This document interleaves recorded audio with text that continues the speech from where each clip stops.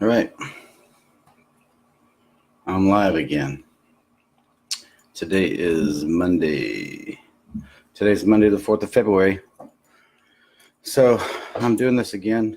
This is my third installment of Community Braindump, where essentially I just kind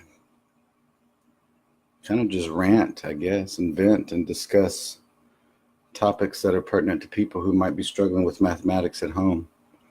Been using this information. Hello, Mary. Hello, Claudia Hernandez. Thank you for joining. So basically, I'm using this as, I'm calling it Community Braindump because this is just where I'm kind of just free-flowing, open conversation to open up ideas for topics for the actual show that I do on Thursday nights on YouTube. So I started 3 weeks ago, just kind of venting, looking for ideas, and I got a lot of feedback, and I've got so many messages since then that I'm just kind of going with this now, right? So I'm opening up the floor. Hello, Claudia. Hello, Kay, Bella. So I'm just kind of opening up the floor for conversation, or I'm just kind of going to free flow on this. I'm pretty excited. So last Thursday was the fourth live stream, and I posted my 8th video since I started the show on YouTube. And I can tell you 1 month, hey Mary, 1 month of doing the show was so difficult. I'm not even going to lie. I'm technical. I'm pretty charismatic and artistic, and it was so hard. That first month had me feeling like I should quit.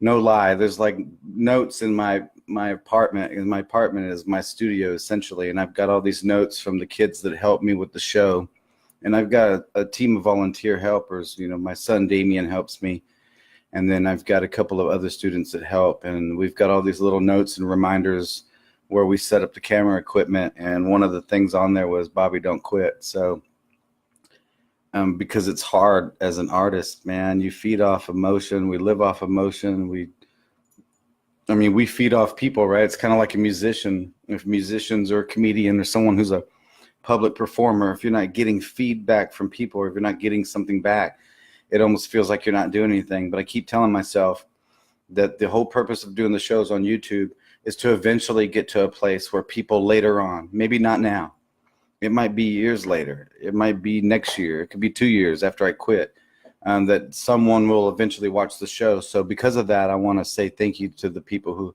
have been watching and supporting and providing feedback, because I am getting good feedback.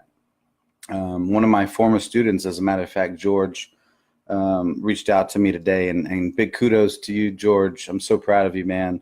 I knew you this long in your life at Pascal, and you were a phenomenal student. You actually didn't really need my help. I know that I ran into you at the store one day, and you were like, thank you so much for being an inspiration. So George, one of my former students, he just graduated with his bachelor's degree in civil engineering, and it's pretty amazing. I knew him in high school, and here he is. He's a young man, and he's got his degree. So big kudos to you. Thank you. Hey, Elsa. So hello, Pete. So essentially, so I'm kind of open for talking points. If any of you watching, any of you that are live right now, if you got any things or concerns, some areas that you might be struggling with your kids at home mathematically, and you want to open up general conversation, that's what this is for. This isn't just me sitting in my fancy undecorated bedroom talking for the hell of it. It's me really looking for some ideas. Hello, Tammy. Long time no talk. So really just opening up the forum to people who have ideas. I actually got messaged tonight by one of my former students that was a GED student. She asked me the really big question that people ask me all the time, and she said, basically, I'm not going to put her on the spot, but basically she said, where would you start with someone who wanted to get their GED? Where would you begin? And my simple answer was, if it's math specific, then the number one thing to do if you're looking to get your GED, and that was good. I'm glad that she asked me that question, because I am going to do that. Hey, Alba. Hello, Lanice and family. I am going to do one or two of the shows is going to be focused on the GED, because I had a really good opportunity that for several years of my life, I taught GED at Tarrant County College here in Tarrant County. And that was pretty amazing experience for me. That was teaching my high school students and working with the students at Trimble Tech and Pascal was amazing. I did work at a middle school in Fort Worth, and it was not amazing. I'll just let you know right now, it was not amazing. I worked in some high schools with, grown kids, and no one ever really disrespected me. The middle school that I worked at one time, I had a middle school kid just, I don't know, it was pretty tough. But when I worked at the Tarrant County College and I worked with GED students, that was pretty amazing, because I really got a lot of my teaching skills got really refined when I was, hey Keith, my teaching skills really got refined when I was working with adults, because adults students have difficulties with mathematics, and they're usually about the same, because students at certain ages all kind of have the same attitude, right? There's an attitude period that kids go through, and you got to expect it. If you're going to coach or teach kids, you have to understand, you have to expect that there's going to be a certain level of attitude, because honestly, I say that if the generation doesn't have an attitude, how are they ever going to really change, the future type of thing? But with adults, it's different, because adults usually have motive for why they're getting their GED. They have things, they got family, they got bills, they come to the realization that they have to continue their education to be able to help set the example for their own kids, right? Because it's progressive. I don't know why. I've never been a firm believer that even though there's a statistical argument and there's proof that certain socioeconomic classes don't perform academically very well, I know that's been kind of proven. I'm still a firm believer that, no one goes into your house and steals your homework. So, I only hold that to a certain grain of salt. So anyways, one of my former students asked me a really good question. She asked me about the GED, and my recommendation, and I'll just say it publicly. The recommendation is, if you know someone who wants to get their GED, step number one is they need to go get their GED. They need to go take the practice tests, and you're probably going to bomb it, and that's okay. You got to not be afraid to fail, number one. So if someone was going to take their GED, my recommendation would be go take the test. There is a certain level of confidence that comes later on having faced an exam of some sort. Even if you go in with this kind of, I don't care if I pass or fail, even though you do care if you pass or fail, you don't want to take that first run with this whole, oh my God, I got to pass. And if I fail, I'm a loser. You just got to throw that out the window. When I worked at the college, I told all my students, first thing you do is go take the test, because you're going to possibly pass some of the exams. And the beautiful part about the GED, at least in the state of Texas, is you could take the test in pieces. So my recommendation was go take pieces of the test. What's up, Chava? Go take pieces of the test and find out what you don't know. So if someone were to ask me, what do I do if I want to get the GED in math? The high school equivalency in math is step number one, is just go take the test. Go take the test and get those results, because from there you're going to get a better feel and an idea for what you don't know. So that was a good talking point. I'm glad my former student shared that question. I'm not going to put her on the spot, but thank you for asking me that question. And Mr. Buchanan, how's it going, sir? This is kind of casual. This is my Monday brain dump. So Monday brain dump just means that I let people open up conversation for talking points for things that are pertinent to them, or things that people might be facing at home. And then I use this forum to basically build the script for the Thursday show on YouTube. That's a little bit more structured. It's a little bit more formal. And, it's not in my bedroom. We got backdrop and all that sorts of stuff. So thank you for joining. So again, any of you watching right now, I've got about 7 people. What's up, brother-in-law? I got about 7 people online. If you got any talking points, how you doing, Chava? Anything that you might be facing as a family, or hey, Sandra, or if you know people that are struggling with some things at home mathematically, post a comment. This is casual, so I'm here to kind of answer some questions and get your input. Because remember, the whole point of me doing the live show on Thursdays on YouTube is to address issues that people are really facing, because I want to be a blessing to people. I want to be a blessing to families that really they don't have access to me. And not to be arrogant, not to be cocky. I'm not arrogant and cocky when it comes to mathematics. I'm just really confident that math is a gift. Mathematics is a gift for me, and working with people who are struggling is really simple for me. So it's difficult for a lot of people to teach people math. It's really simple for me. So if you got questions or you got concerns or some things that you might be going through, now's the time to share them. I did share a moment ago that somebody asked me about the GED. Again, my recommendation is, if you know someone who wants to take the GED, and specifically the math tests, Step number one is to tell them, go take the test, even if you bomb it. You might even look at them and say, you know what, go take the test so you can fail it. Because that means the next time you take the test after you've studied and you've prepared, you're not going to be afraid of the exam. So many people are scared to take tests, and that's just natural. So, Mr. Espino, how are you, sir? So a lot of people are afraid to take those kind of exams, and you got to be willing to say, hey, don't be afraid. Don't be afraid to fail the test. So for those of you, again, taking the GED math test, go take it, go bomb it, go blow it. Spend $30, take that test just to fail it.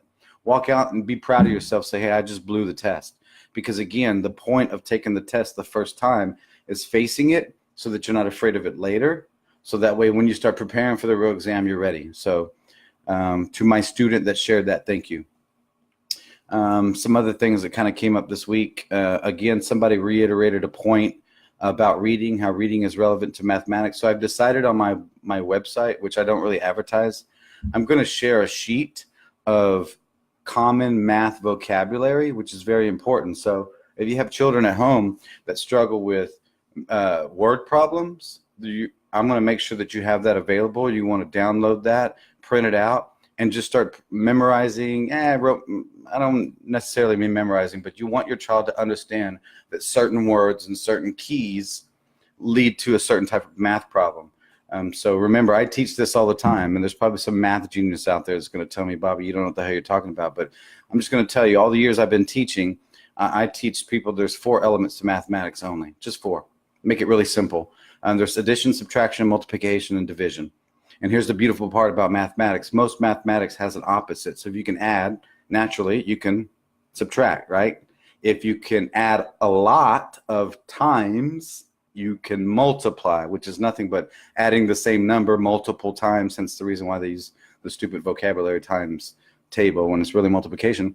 And then again, if you can multiply, you can divide. So if you know how to add, you can pretty much do anything.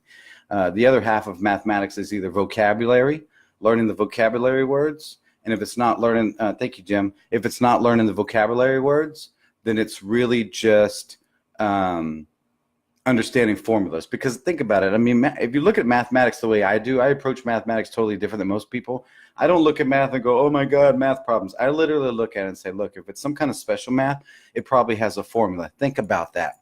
If it has a formula, that means someone already told you how to do it. That'd be like walking into a job and someone saying, here's a cheat sheet. If you do these things, you'll be successful. Well, in the job, what do? We start following the to-do list, right? Even though we don't understand why we're doing them, we're successful because we follow the steps, right? That's the difference between learning and understanding, which I talked about last week on YouTube. So if you didn't see last week's show, I want you to watch that if you're a parent, because there's a really bad habit that happens in school. And I'm going to give you an example of what it looks like. Ready? I'm the teacher, blah, blah, blah, blah, blah, blah, math, right? Math words, scary math stuff on the board, right? What do the teachers usually do? They turn around, they look at the students and they say, does everyone understand? And all the students say, yes, we understand. Now think about that. That doesn't validate learning or understanding. That just validates that the students know to say yes when the teacher says, do you understand? And that's not teaching and that's not learning. So for you parents out there that really want to help your child grow to a level of thought and analyzing and approaching mathematics in a different perspective, I'm telling you right now, don't ask the question, do you understand?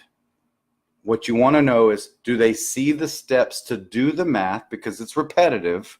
Okay, math is repetitive. That's another reason why I don't understand that we don't just master mathematics in America, because it's repetitive. That's the beautiful thing. Watch this. If you have a child in 7th grade math, they're going to do the same mathematics in 8th grade. So if you didn't know that as a parent, you need to know that.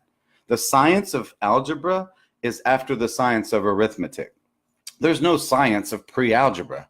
Well, what does that mean, Bobby? That means there's no scientific study of pre-algebra. There's only algebra. And then in the American school system, and maybe other countries, I don't know, what they did was they took the fundamental concepts of algebra that students should know by the time they get to 9th grade algebra, and they created pre-algebra, right? But pre-algebra, if you think about this, and if you didn't know this, parents, I really want you to know this. The math that your child takes in 7th grade is the same. Wait, I'm going to go one step further. The math that your child takes in 6th grade, just so you know, is the same math your child takes in 7th grade. And guess what math class they take in 8th grade? Anyone want to take a wild guess? The same math they took in 7th grade and the same math they took in 6th grade. What do they do in 9th grade when they get into algebra? They do the same math that they did in 6th, 7th, and 8th grade. Think about how awful that is. If you have a child that doesn't master pre-algebra or pre-AP algebra, AP, pre-A, whatever they want to call it in 6th grade, they're taking the same math course in 7th grade. And if you don't believe me, this year, save their math homework, and next year, when they're in 7th or 8th grade or 9th grade, pull it out and see if it's not the same math. That's pretty dangerous when you think about it, that our children take the same fundamental math course in America 3 years in a row in middle school, all to prepare them for the real scientific algebra class in 9th grade, and then we're not passing 9th grade algebra. That's pretty big. That's a big damn deal, in my opinion. Yeah, I mean, if you were my student and I had to teach you the same thing 3 years in a row, you're going to be teaching it on year 4. You'll be teaching it after the year 1, but I'm just saying. So those of you who have kids that are in middle school, you really want to kind of wear down on your children and give them as much extra help as you can give them with practicing things outside of the classroom that require them to think for themselves. It's a dangerous thing in America today for people to think for themselves. And Socrates is my educational mentor. And luckily we live in a country where no one's going to put you to death for asking why. But you want to teach your children to think for themselves, you got to allow them to make mistakes. You got to allow them to screw up. That's the safe place that you offer at home. So again, if you didn't watch last Thursday's show on YouTube, go back out to YouTube. You could be my 11th viewer or something like that. I don't know. I'm hardly getting any views, but hopefully the first 16 people who watched it are taking those things that I'm sharing to heart to understand. Don't beat your children up about understanding the math the first time they do it. They're not going to understand the math the first time they do it. Just like we don't fully understand why we do things sometimes. The difference is we learn the steps which can make us successful in jobs and things that we're doing as adults the first time. But that just means that we learn the process of what needs to be done. The understanding of why I'm doing it, and comes with experience. So the more time your child tries different elements, different perspectives, different views of the same types of math problems, that's going to lead them to that spot where the light bulb goes off and they say, aha, now I understand why I'm doing it. So again, if you didn't see last week's show, it was awesome. Actually, I was pretty darn excited about last week's show because again, last week was my fifth attempt at a live stream. I've only streamed twice. I've only streamed live 2 times out of 5 Thursdays in January. And I posted 8 total videos because I couldn't for the life of me figure out the damn software. You know, it's one thing to be sitting in front of a camera and talk about things you love. It's an entirely other thing to be playing with the software that changes the screens and makes sure it's streaming. And we bombed 3 weeks in a row, and I found out a horrible secret. So if any of you ever do YouTube Live and you use OBS software to stream live, here's a little secret. Other than the fact that you need to make sure your Windows firewall isn't blocking OBS, you need to get a new live streaming key every week, from what I can tell. So 3 of those weeks in January, my video wasn't live. It was literally a recording that we recorded live. I recorded it in front of people, which, by the way, anyone's welcome to come out to my studio apartment, literally, and participate when I do the show, because somebody posted an idea. And I want to know if anyone else thinks that's a great idea. And if you think the idea is good, comment, please, or direct message me and let me know. Somebody had an idea of why don't I let people come in, because people are welcome right now. Seriously, I know this is crazy. I live in North Richland Hills. If you want to sit in front of me while I film live, you can do that. But my next thing is, I don't only want to just film live. I want to take questions live. I think that might be a fun little element. But again, it's open to ideas. If anyone says, hey, I want to come out, Bobby, and I want to talk mathematics with you, you don't have to be on the camera. You just be on the other side of the camera. and you can ask me any questions you want and I'll address them. So that's just an idea. But again, for everyone else, the people who've given me some pretty serious feedback, I really appreciate you so much. Becky and Irene and Sandro and a lot of people have given me some really good ideas for the show. So I appreciate it. And I got some good feedback. So I'm just kind of rambling. No one has anything. No one at home is sitting at home with a kid struggling with math homework. You want to talk about it?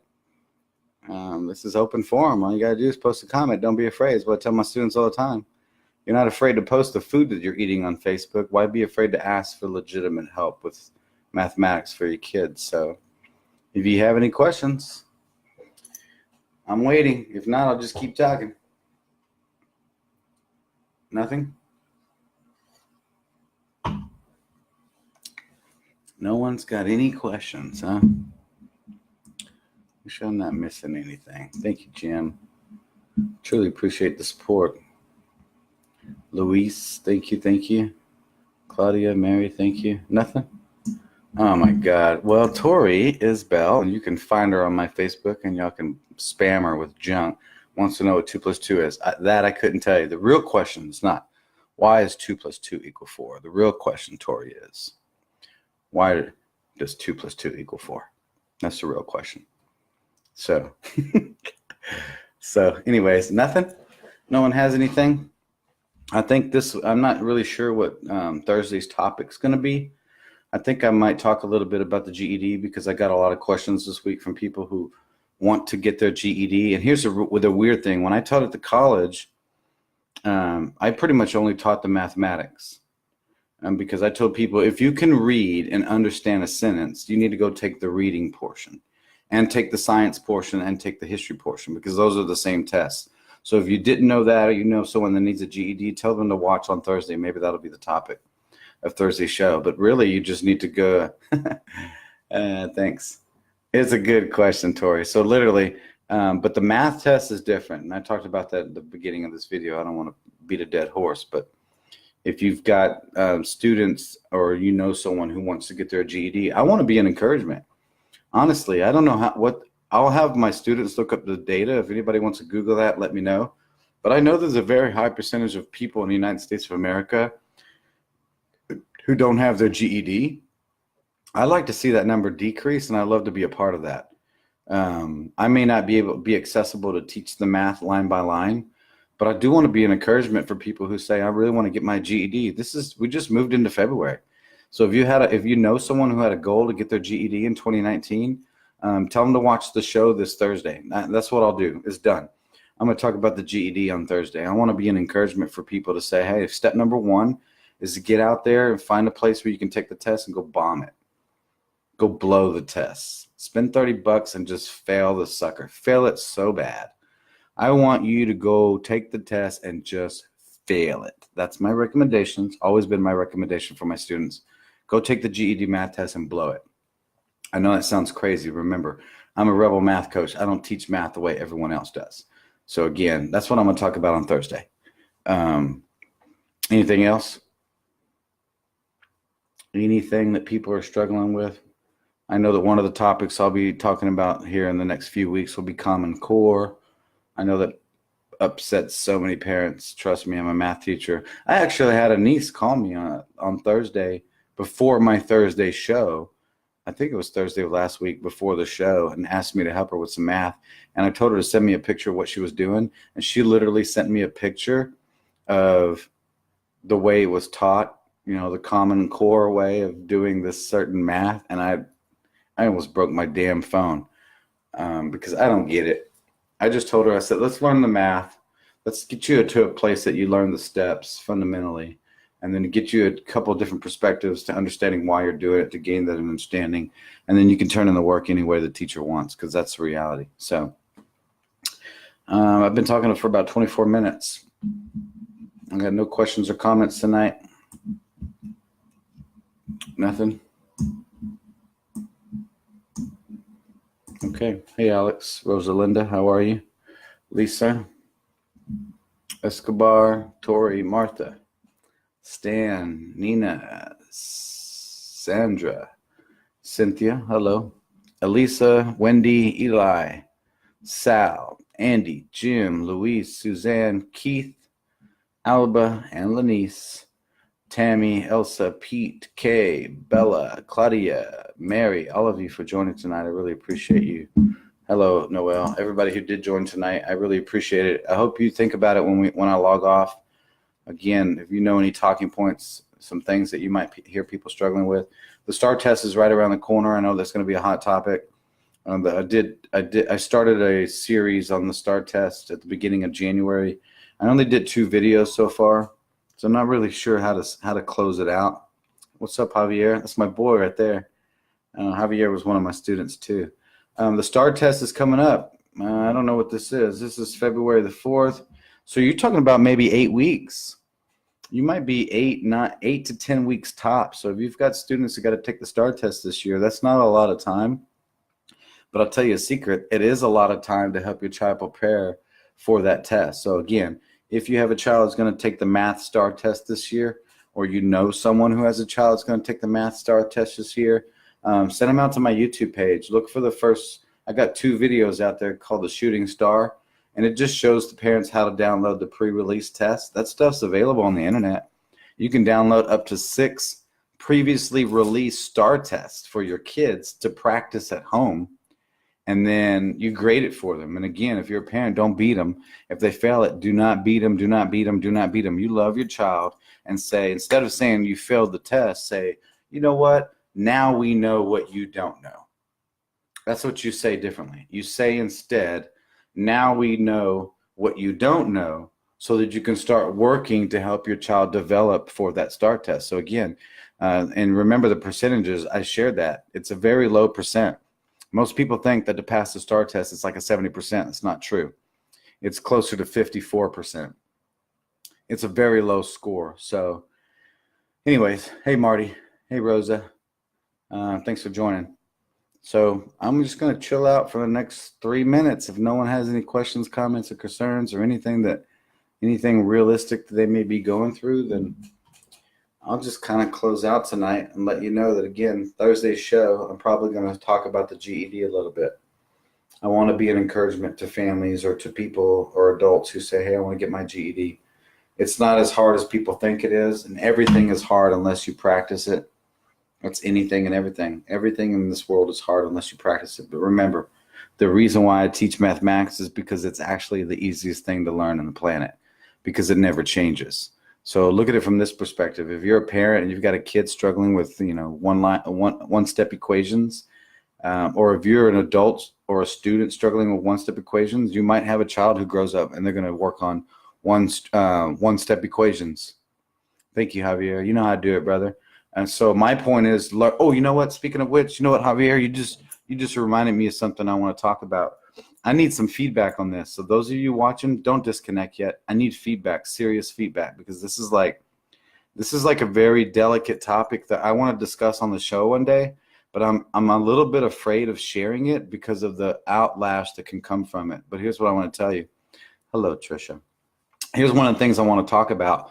One of the things I want to talk about on the Thursday show is I want to talk about the numbers of getting an education, dollars of getting an education. Listen to me, please don't log off yet. I want to talk about the numbers, the dollars it takes to get a bare minimum 2-year degree in relation. You ready for this? People are going to be pissed. People are going to be mad when I say this, but this is math stuff. I want to compare a 2-year degree to the price of a quinceañera. Let that sit in for a minute. This is one of the talking points I want to talk about on one of the Thursday shows. I come from a culture where people drop $10,000, $15,000, $20,000 on a birthday party, a 15th birthday party. And I also come from a culture that feels like we can't get an education to change our culture academically. But we come from a culture that can host a $10,000 or $15,000 birthday party for a girl at 15. And I want to do a show where we talk about the numbers of the difference between what does it take to get a quinceañera and how do people get have quinceañeras at that price point versus a family getting a 2-year education paid for their daughter. So on that one, I really need feedback. So no, I don't want thumbs up. If anyone has feedback on that particular talking point, I want to hear it, because I'm afraid to do that on the show one day on YouTube. But I feel like it's something that really needs to be said. I think somebody needs to come out and basically break down the cost of a 2-year degree and compare that cost of a 2-year degree. Listen to me. I want to show what it costs to get a 2-year degree, and I want to break down that cost compared to what it takes to have a quinceañera. And I know that that would offend a lot of people, because my culture feels that quinceañeras are deep rooted. They feel that a quinceañera is so deep rooted, it's almost religious. The problem I have with that is I want to see a certain culture, and that's all cultures, right? I'm just using this one as an example. If we're going to raise an education level of a society, of a community, or of a neighborhood, then we have to challenge things mathematically to say, why would I have a $10,000 or $15,000 15th birthday party and I can't pay for my child to go to college? So if anybody's got feedback on that you want to share, I'd love to hear it. I want to talk about that on one of the shows one day on Thursday, but I don't want to talk about it without some kind of feedback, because I know that that would probably upset a lot of people. So anyways, so thanks for joining, Trisha, Josh. Hey, Josh. Wow, good to see you, brother. And Brother Daniel, how are you, sir? So other than that, I think Thursday's show is I'm gonna talk a little bit about encouraging people to get their GED specific to the mathematics, to the math test for GED. Again, don't forget STAR test is coming up. You got about 6, 7, 8 weeks to help your child prepare for the STAR test. On my show, I do show parents how to download the release test. Hello, Kimberly.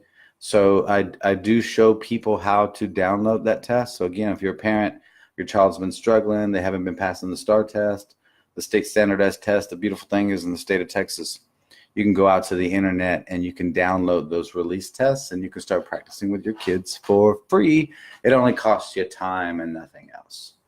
Lord Bray, how you doing? Yeah, you're right, Javier. But I think here's the thing. You're right. People need to invest in their children's education. I agree. And I'm not saying people don't invest in their children's education. I'm saying for that one particular topic, I want to discuss the numbers as it relates to certain activities that my culture may value, if that's the word. They may value. You're good. Thank you, Roger. Did I forget to say hello to you, Lord Bray? I want to talk about that. So again, I'll be looking for feedback from that one, because it's a pretty big deal. You know, I don't know if anybody here watching, do any of you have a guess how much it costs to get a 2-year education in Tarrant County? I got 4 people right now live at this moment, whopping 4 people. Does anyone know what it costs to get a Does anyone know what it costs to get a 2-year education in the state, in Tarrant County? That's not books or parking fees or a cool t-shirt. I'm saying, does anyone know what it costs just for the tuition for a 2-year degree in the state of Texas? If you do, post your comment, take your guess, take a lucky guess, because I want to use that to talk about 2-year degree versus quinceañera. What's more important, a one-night birthday party, or setting up your child academically to the point that there are statistics that say the difference between someone with a 2-year degree and someone with a high school diploma from 20 to 65 in the course of your life is $500,000 difference. Roger, that's a good guess. It's less than that. It's less than that. But you know what? $10,000 is probably an average price that people pay for a quinceañera in Tarrant County. Go ahead and find out, Alex. I'll tell you the answer, brother. It's less than $10,000, but think about that. So I come from a culture that can drop $10,000, $15,000 on a quinceañera for a one-night birthday party. but for a fraction of that, you can pay for a child's 2-year education. And the difference between a high school diploma and a 2-year education is $500,000 average between 20 and 65. So that's a pretty big deal. So that's one of the things I want to talk about on one show one day. I just have a feeling I'm going to get a lot of public slander for it. Not that I care. If you know me, I'm a rebel. I don't really give a damn. But at the same time, I want it to be relevant. So anything else? Anyone? Any thoughts, comments, concerns, questions, issues that people may be facing, struggles that people may be facing at home? I'd love to hear them. It's a little bit more than that, Javier. It's about $6,000. Let that sink in for a minute if you understand how much a quinceañera is. People pay. I hear the low end is $10,000. And I can tell you right now that in my culture, there's a tradition that if you want to have a quinceañera for your child, you get sponsors, right? Somebody sponsors the rice, somebody sponsors the beans, somebody sponsors the shoelaces. So think about it. $5,600 is a pretty good price, Tony. That's saying about $400 more I would have paid a 2-year degree. I'm not saying the quinceañera is not important. What I'm saying is, mathematically, I think people need to be aware of the numbers. Because think about this. What if people did this different thing instead? If they said, you know what, for my daughter's 15th birthday, instead of asking sponsors or padrinos to sponsor shoes and dress and tiara and cake and rice and beans and tortillas, what if we sponsored a class? And you got enough money, only $6,000 in Tarrant County, 6 G's, pays for a 2-year education, doesn't pay for the books, but $6,000, yeah, you should have did that, Roger. $6,000 sponsors 2-year education at Tarrant County College. And what if you got sponsors then? And for their 15th birthday party, instead of saying we're going to have a quinceañera, as an example, you said, I have your 2-year education paid for, so 3 years from now, when you graduate high school, your 2-year education is paid. That's like a carrot on a stick. I mean, I know the students that I work with, that would have been life-changing for them to know, you mean I have a 2-year education paid for me when I graduate high school. A lot of kids feel like, when they're going to graduate high school, that's it. I got nothing else. I'm going to graduate and then I'm going to go find a job, right? And when the schools that I worked in, no offense, the schools I worked in, everybody wanted to be a cosmetologist or a mechanic. And I'm not talking about when I went to high school, because you know what a lot of people wanted to do when I graduated high school? They wanted to be mechanics or cosmetologists. That's all I'm saying. So that's one of the things I might talk about on a show one day. It's just a talking point. I'm going to talk about the GED this Thursday, though. I want to talk just an encouragement, just a show that offers some encouragement for people to say, hey, I want to get a GED. What do I need to do? And again, I'm giving away the secret right now. If you know anyone who wants to get their GED, what you want to tell them, step number 1 is go down, take the GED test, and fail that sucker. Tell them to just blow it. Slap them on the butt, give them a high five, give them a fist bump, and say, you go down there and take that test, and you just blow it. They're going to look at you cross-eyed, but trust me, it works. Because that's what it takes to overcome the fear of the test. You faced it once. You know what's behind the magic curtain. You know what it's going to be like, so that when you start studying for the test, you're not afraid of that test. And when you fail, you get a better idea of what you don't know. And you don't have to know as much as people think. Here's another secret for you. The GED, the current GED test that we have in the state of Texas is pretty much the retired tax test, which was the standardized test in the state of Texas before the STAR test. That's a secret. There's no genius in test writing in this state. There's no genius or creativity to test writing in any state that I'm aware of. These are just things that if you know that, it's power to you and it's power to the student to overcome a silly test. You don't have to get a 70. You get like a 60% on a standardized test, you pass 60%. It's lower than that. I just don't want you to set your standards too low, but it's lower than that. That means 6 out of every 10 you get right, which means out of every 10 problems you do, you can blow 4 of them. It's a low score, but most people are afraid.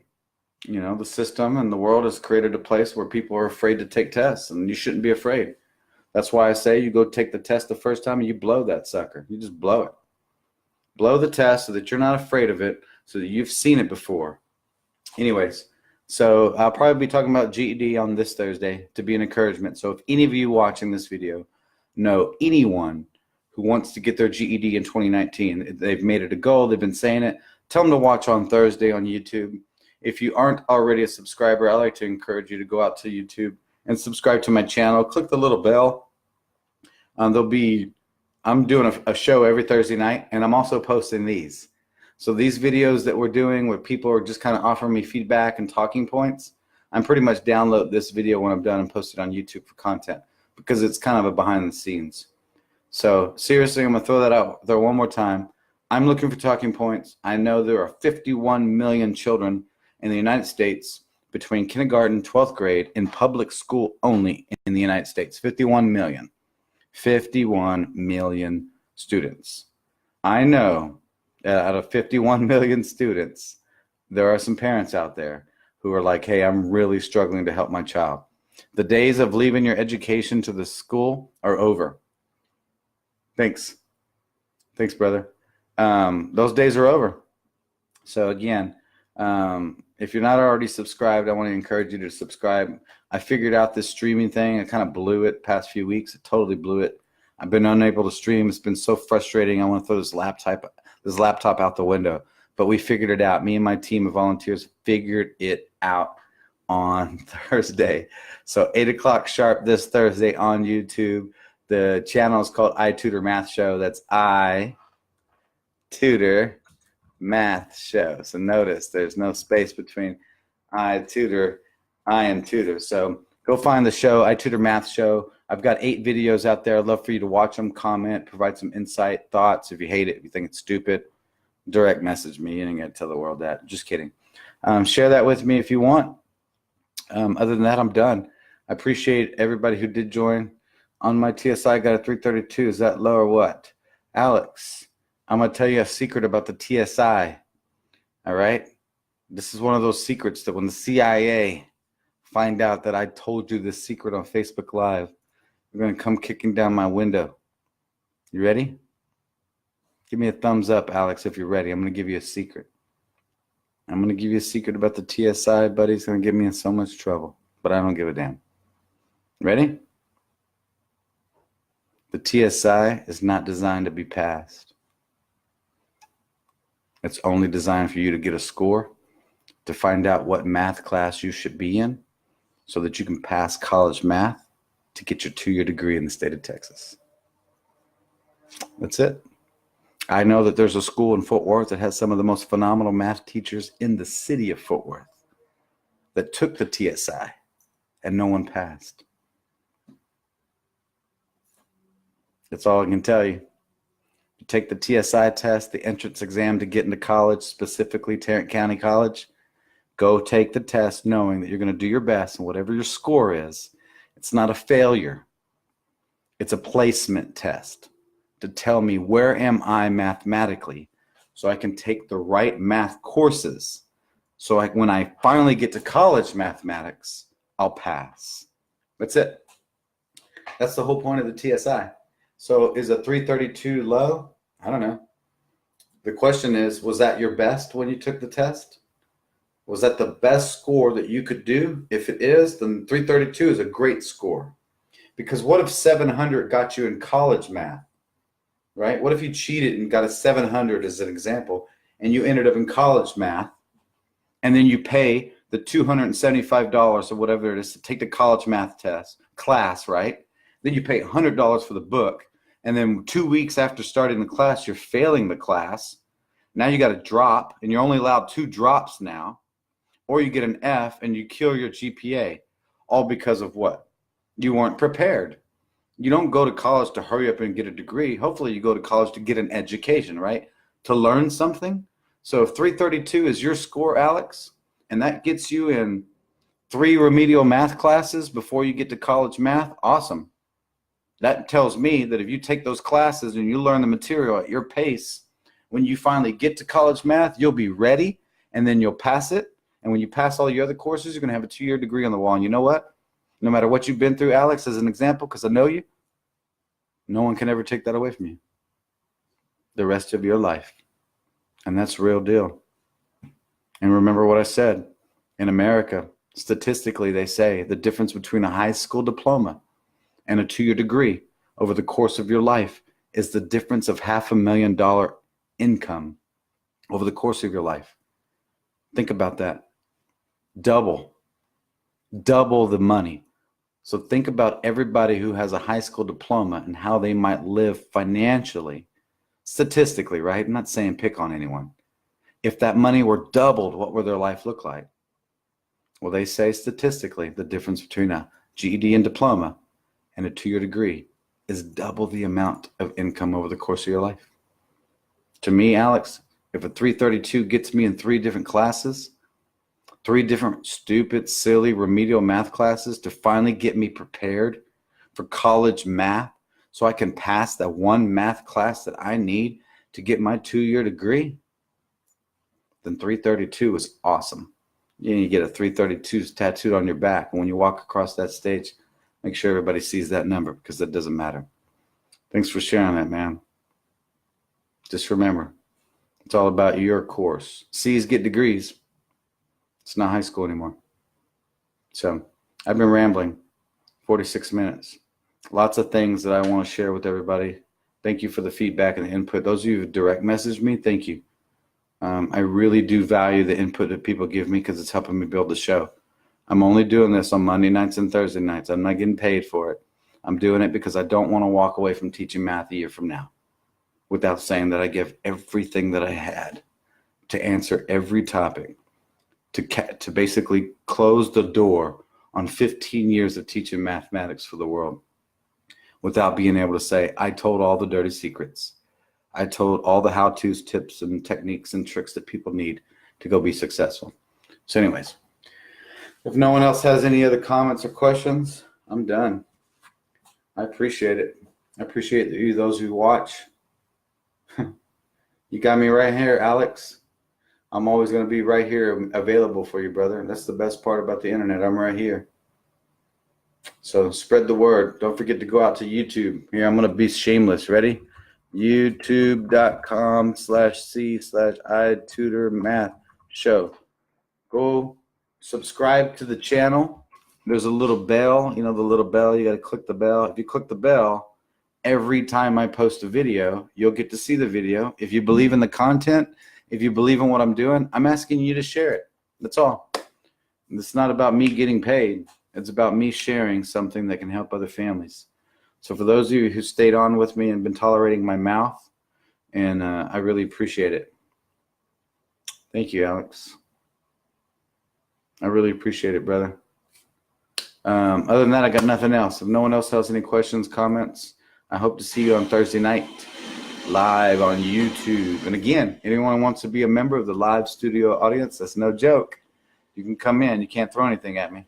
Get my bouncers to walk you out. You will not see the Roots Band, unfortunately, because they're busy every night with Jimmy Fallon.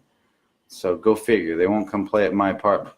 So appreciate everyone for watching. Thank you for watching. Really appreciate the feedback. Those of you who've been direct messaging me, thank you. I love you for it. Your comments, your feedback are important to me because ultimately they're going to be important to some other family who needs it.